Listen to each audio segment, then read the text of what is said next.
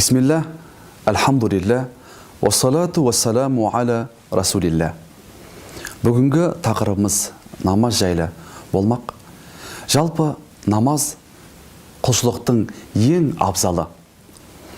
Намаз оқу пенденің мұсылман екендігінің айғағы. Мұсылман адам намазды жаратушы Аллаға деген шүкіршілігін білдіріп, оның әмірлерін орындау мақсатында оқиды. Шынайы оқылған намаз адамды түрлі арсыздықтар мен жаманшылықтардан арылтып, адамды тазалыққа, тақуалыққа шақырады. Астағиз билля, инна салата канат алал муъминина китабан мауқута. Расында намаз мүминдерге белгілі бір уақыттарда парыз етілді дейді. Демек, намаз оқуда белгілі бір уақыттарда оқу біздер үшін парыз етілген. Намаз исламның 5 парызының бірі. Жаратушы Алланы еске алудың нышаны. Сондай-ақ намаз мұсылманның күнделікті тәулігін, уақытын жүйеге келтіріп, адамды материалдық және рухани кірлерден арылтып, жалпы жанына тыныштық пен қуаныш сыйлайды. Алла елшісі Мұхаммед саллаллаху алейхи уассаламның бір хадисінде: біліп қойыңыздар, сендердің ең қайырлы істерің намаз деген. Пайғамбарымыз намаз менің көз қуанышым деген. Бір күнде 40 мәрте иіліп тік тұрумен қатар 80 мәрте маңдайын сәждеге қою арқылы адам баласы өзінің дәрменсіз екендігін, әлсіз екендігін сезінеді. Айықпас ауруға шалдықсаңыз, бүкіл денеңіз сал болып, тіптен көз қимылдатар жағдайда болсаңыз да, кірпік арқылы ишарамен намаз оқу қажет. Алла елшісі Мұхаммед саллаллаху алейхи уассалам жәннаттың кілті намазда, намаздың кілті дәретте деп жалпы үмбетін тазалыққа, құлшылыққа үндеген. Намазы тек қана имамдар яки молдалар ғана емес, намазды әрбір мұсылманмын деген жан иесі оқуы тиіс. Бисмиллахир-рахманир-рахим. Альхамдулилля, уассалату уассаламу аля расулилля.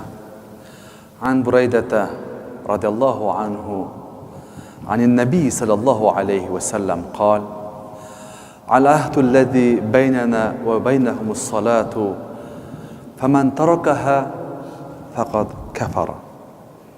رواه الترمذي. Ассаламу алейкум, құрметті мұсылман бауырлар, ардақты ағайын. Саңлақ сахаба Бурайда радиаллаху анху жеткен хадисте Алла елшісі Мұхаммед саллаллаху алейхи уассалам былай дейді: бізбен олардың арасын айырушы негіз намаз. Кімде-кім намазды тәрк ететін болса, онда ол күпірлікке түседі.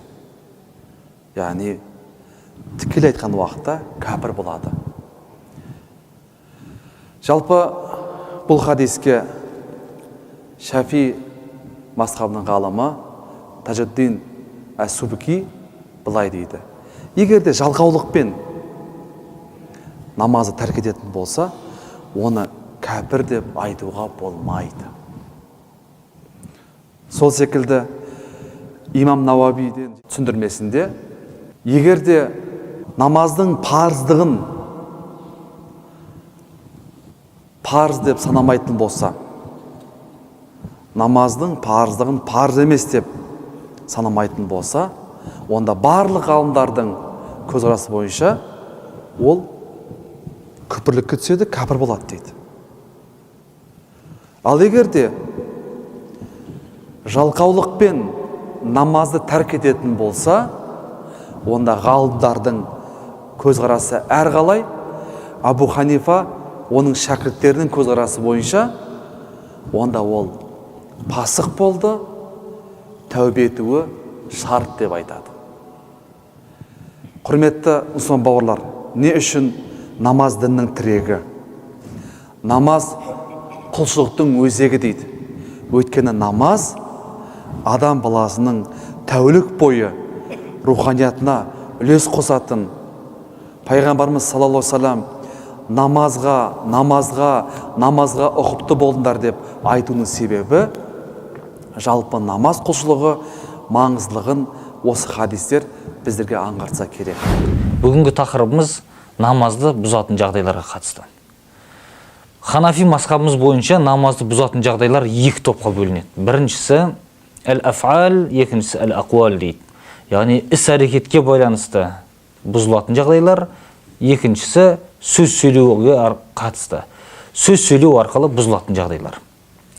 Соның біріншісі іс-әрекетке қатыстылары. Ішіп жеу ең біріншісі.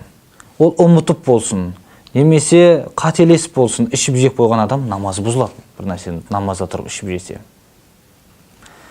Екіншісі аммалул касир дейді, яғни көп іс-әрекет жасау. Ханафи мазхабымыз көп іс-әрекет, аз іс-әрекет деп екіге бөлген.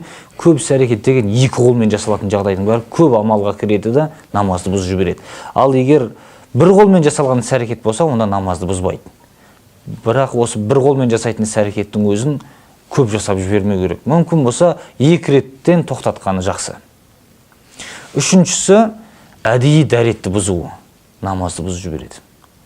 Ал әдейі емес, байқамай дәреті бұзылып кеткен жағдайда сол жерін дәрет алып жалғастырса, оған рұқсат етіледі. Одан кейінгісі намаз оқып тұрған кісінің 3 қадам қатарынан алға жүруі, немесе артқа болсын, бір жанына болсын, 3 қадам қатарынан жүруі намазды бұзады. Өйткені көп іс-әрекетке кіреді делінген. Одан кейінгісі көкірегін қыбладан басқа бағытқа бұрып жіберуі, бұл да намазды бұзады. Одан кейінгісі намаз оқып тұрған кісінің талып қалуы, бұл да намазын бұзады. Әурет жері ашық күйде, немесе байқа болсын өзі біліп тұрған күйде, немесе білмей тұрған күйде бір рүкін әуреті ашық болып намаз оқыған адам намазы бұзылады. Яғни бір рүкінге жетпей тұрып, жаңа әурет жерін жауып қою керек. Немесе нәжіс киіммен бір рүкін намаз оқуы, бұл да намазды бұзады. Яғни намазға кедергі болатындай жағдайдағы нәжіс киім болатын болса, бірден ауыстыру керек.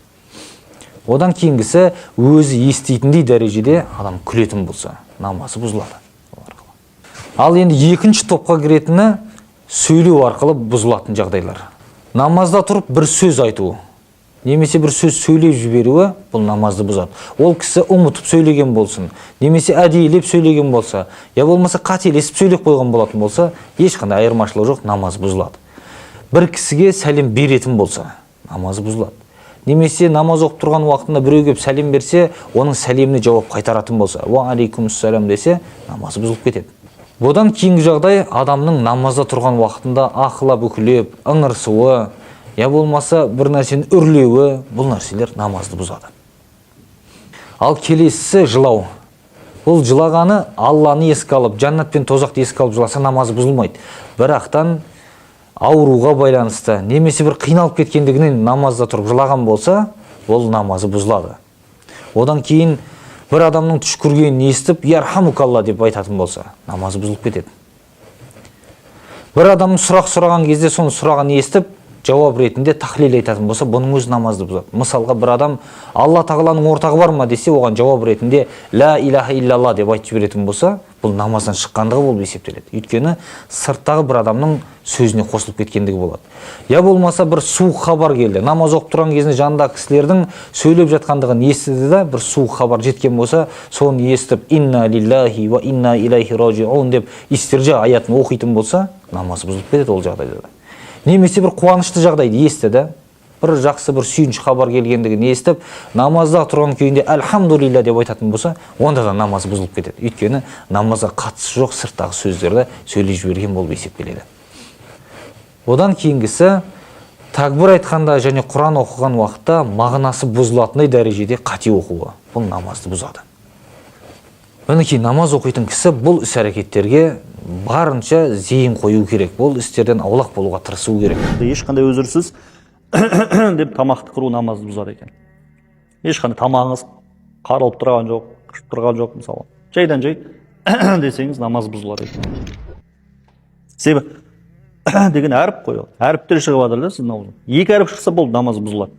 Екі әріп. Уат-тәфи, сондықтан айтып жатыр, уф деген кезде қанша әріп шығып кетті да? Қанша шығып кетті да? Уаланин немесе деп айту. Деп айтса болды. Екі әріп. Әмин намаз бұзылды. Немесе тәу немесе десеңіз намаз бұзылады. Әл-кәлимату сөз сөйлеп қойсаңыз. Уалау сәхуан тіпті намазда екеніңізді ұмытып сөйлеп қойсаңыз да. Басқа сөз айтып жүрдіңіз да намазда тұрып. Ұмытып кеттіңіз намазда екеніңізді. Намаз бұзылады. Ау хатаан немесе қателесіп айтып қойсаңыз да. Ұмытып деген яғни сіз намазда екеніңізді ұмытып кеттіңіз да сөйлеп қойдыңыз. Намаз бұзылды. Қателесіп деген мағынасы ей адамдар деген аят бар ғой мысалға. Я юханнас деген. Сол аятты ей Заид немесе ей Серік, ей Берік деп айтып жүрдіңіз да. Мысалға намаз бұзылады екен. Намазда тұрған уақытта көп қозғалу не істейді? Намазды бұзады деп жатыр да.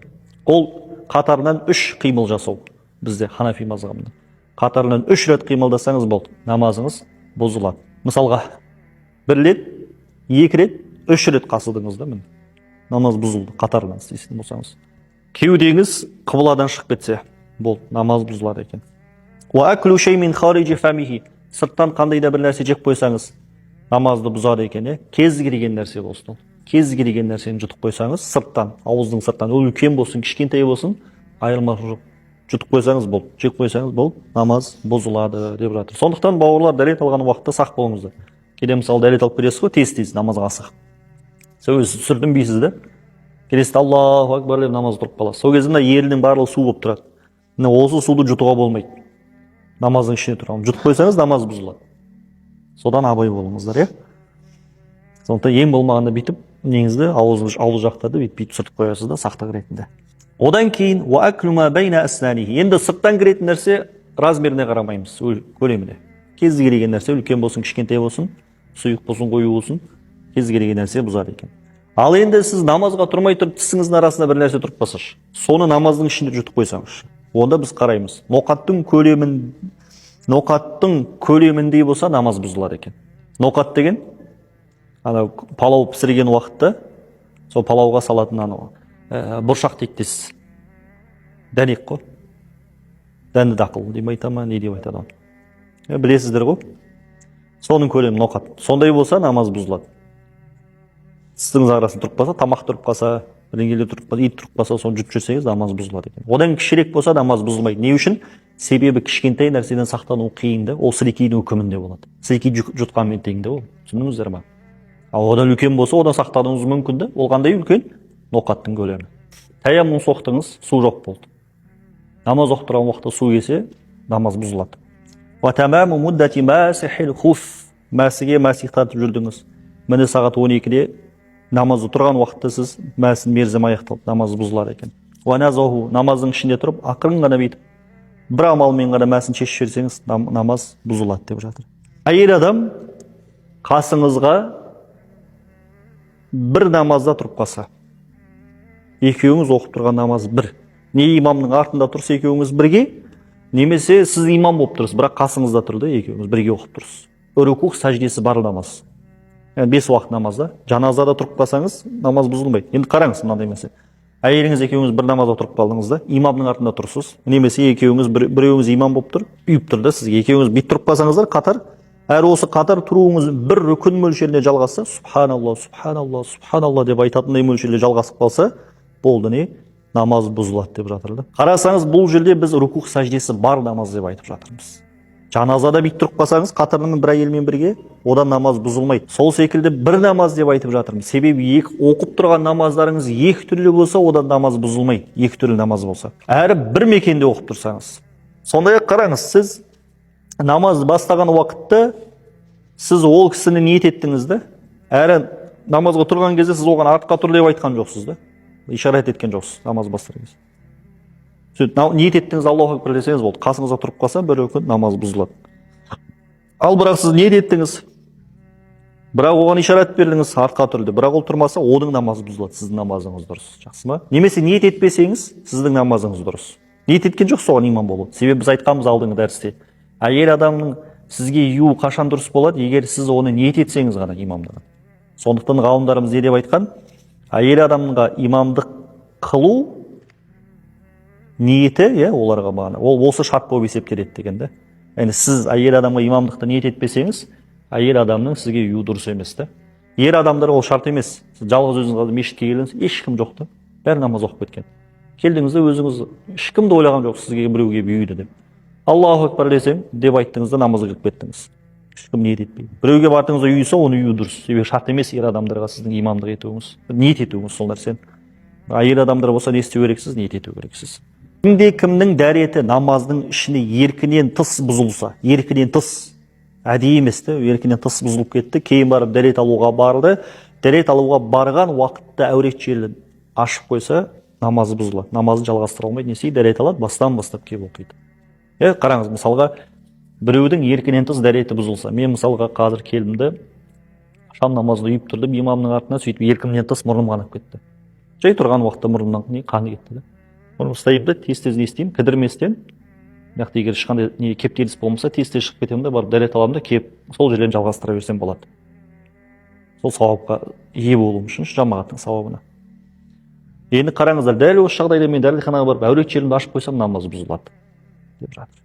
Немесе тіпті мәжбүр болсам да әурет жерді ашуға, намаз бұзылады. Сондықтан мына жақта келтірген, мысалға әйел адам дейді, білегін ашқан секілді дейді. Әйел адам білегі не ол? Әурет қой. Уақиратуху, сол секілді осы мына еркінен тыс дәреті бұзылған адам дәретке барған уақытта немесе қайтып келе жатқан уақытта қырағат оқып қоятын болса, намазы бұзылады екен. Қырағат оқып осы жерге келеді, сол кезден бастап қырағат оқиды. وَمُكْثُهُ قَدْرَ أَدَاءِ رُكْنٍ بَعْدَ سَبْقِ الْحَدَثِ مُسْتَيْقِظًا. Кейін біз айттық, кідірместен кетіп қалу керек деп айттық. Деу үшін себебі дәреті бұзылғаннан кейін ешқандай үзірсіз бір орында тұрып қалса, бір рүкін мөлшерінде ол намаз бұзылады, жалғастыра алмайды, не істейді? Дәрет алып келіп басынан бастап оқиды. وَارْتِفَاءُ بُكَائِهِ مِنْ وَجَعٍ. Немесе қандай да бір денеңіздің бір жері ауырып, не істесеңіз, жыласаңыз, содан даусыңызды көтеріп, намаз бұзылады деп жатыр. Даусын көтеріп жылайды ғой енді адам. Немесе қандай да бір қасірет, басына бір сынақ келген себепті жыласа, даусын көтеріп, намаз бұзылады екен. Бірақ қараңыздар, жәннат тозақты еске алғаннан жыласа, намаз бұзылмайды деп жатыр. Не үшін? Себебі қараңыз, жәннатты еске алған уақытта, тозақты еске алған уақытта, ол неде білдіреді? Сіздің хушуыңыз, сіздің ықыласыңыз, сіздің Құдайдан қорқу деген нәрсеңіз көтерілді деген сөз да, деңгей. Ол соны білдіреді. Сондықтан бұның барлығы неден болып тұр? Сіздің ықыласыңыздан, сіздің намазда деген бағана Құдайдың алдында деген бой ұсынуыңыздан болып тұр. Сол себепті одан жылайтын болсаңыз, дауыс көтеріп жыласаңыз да, одан намаз бұзылмайды. قال رسول الله صلى الله عليه وسلم لن يلج النار أحد صلى قبل طلوع الشمس وقبل غروبها رواه مسلم. Peygamberimiz sallallahu aleyhi ve sellem былай дейді. Қайсы бір адам күн шығардан алдын және күн батардан алдын намаз оқитын болса, дозақ отына кірмейді дейді. Бұл жерде айтылып жатқан екі намаздан мақсат таң намазы мен асыр намазы.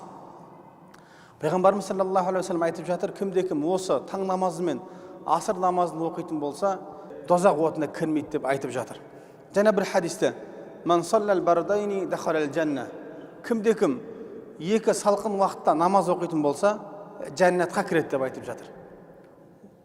Бұл екі салқын уақытта оқылатын намаз таң намазы мен асыр намазы екен ағайындар. Сол үшін қазір көп жерде байқаймыз, мешіттерде әсіресе асыр намазы мен бесін намазына қарайтын болсақ, жамағаттың саны бесін ақшам құптаннан қарағанда аздау болады. Енді бес уақыт намаздың дәрежесі жоғары ағайындар. Бірақ хадисте осы екі намазды ерекшелеп айтуының себебі дейді ғұламалар, адам таң сәресінде, таң намазының уақытында шырын ұйқыда болады. Ұйқысын қимайды. Көрдіңіздер ме? Адам ұйқысын қию үшін не қылу керек? Ұйқысынан да жақсы нәрсе адамға беру керек. Мысалы үшін бір жұмыс болса, пайдасы көбірек болса, адам бір күн, екі күн ұйықтамай жүре алады. Солай емес пе? Пайдасын көрген, пайдасын білсе. Сол секілді шариғатымызда бұл таң намазының ұйқыдан абзал екендігін не қылып қойды? Осы хадисте баяндап қойды. Және таң намазының азанында баршамызға белгілі, ас-салату хайрун минан наум, намаз ұйқыдан жақсырақ деп азан айтушы шақырады солай азанын. Енді асырдың уақытындағы намаз адамдардың көбінің жұмыстың қызып атқан уақыты. Мысалы үшін кей жерлерде, ыстық жерлерде, мысалы үшін араб елдерінде, біздің оңтүстік жақтарда жұмысқа қай уақыт шығамыз? Әбет жаз уақытында түс қайта шығамыз. Сағат 4-терде, 5-терде асырдың уақыты нағыз жұмыстың қызып атқан уақыты болады. Көрдіңіздер ме? Сол үшін шариғат не қылды? Жұмыс істеу керек, бірақ намаздың уақыты келген кезде асыр намазын оқуға бұйырып жатыр. Және Алла Тағала Құран Кәрімде хафизу ала салавати уас салатил вуста деп асыр намазын нақты айтты. Намаздарыңызға, соның ішінде асыр намазын сақ болыңыздар. Оны уақытында орындаңыздар деп Алла Тағала Құран Кәрімде бұйырып жатыр. Алла Субхану Тағала баршамызға осы айтылған намаздарда бекем болуды, және 5 уақыт намазда бекем болып, оны жамағатпен оқуды Алла Тағала баршамызға нәсіп етсін. Бисмиллахир-рахманир-рахим. Алхамдулиллах. Уассалату вассаламу аля расулиллах. Ан Алийин радиаллаху анху таракаху ва Фатимата лейлан фақала аля тусаллияни муттафақун алей. Ассаламу алейкум, құрметті мұсылман бауырлар, ардақты ағайын. Хазіреті Али радиаллаху анхудан жеткен хадисте, түндердің бір күнінде, түннің екісінде, яки түннің үшінде Алла Расулі есікті қақты, сөйтіп Фатимаға екеумізге сендер намазға тұрмайсыңдар ма? Деп сәл ашулы кейіппен осы сөзді айтты. Сонда мен, о Алланың елшісі, жандым құдірет күші қолында болған Алла Тағалаға ант етейін, егер Алла қаласа бізді оятады ғой дейді, деп айттым дейді. Сонда Алла Расулі ешбір сөз сөйлеместен, ләм-мим деместен, оң қолының санына, тізесіне ұрды да, «Ва кәнәл инсану әктара шайин жадала». Каф сүресінің 54-ші аятын оқып шығып кетті дейді. Сонда Каф сүресінің 54-ші аятында адам баласы көп нәрседе жанжалдасады, тартысады деген аятты оқыды да шығып кетті дейді. Демек, бұл жерде Хазіреті Али өзін ақтаумен әлек болып жатыр. Егер Алла Тағала қаласа бізді оятады ғой түнгі намазға деп. Ал пайғамбарымыз саллаллаху алейхи ва саллям бұл жерде түнгі тахаджуд намазына өзі тұрып, және өзінің туыстарын, бала шағасын, әхіл бәйтін осылай оятып жүреді. Намазға тұрыңдар. Өйткені тахаджуд намазынан артық намаз жоқ деп Алла Расулі жалпы түнгі намазға осылай өзінің қыздарын, балдарын оятатын еді дейді. Құрметті бауырлар, біздерде 5 уақыт намаздан кейінгі үлкен құлшылықтың бірі бұл тахаджуд намазы. Тахаджуд намазын түннің 3-2-сінде тұрып оққаннан кейін тек қана өзіміз ғана емес, өзіміздің әйелдеріміз, балаларымызды, қыздарымызды осы намазға тұрғызып, намаз оқытуды үйретуіміз қажет екен. Алла Тағала баршамызды өзіне лайықты құл, пайғамбарымызға лайықты үмбет болуды нәсіп етсін. Ва ахру дауана анил хамдулилlah.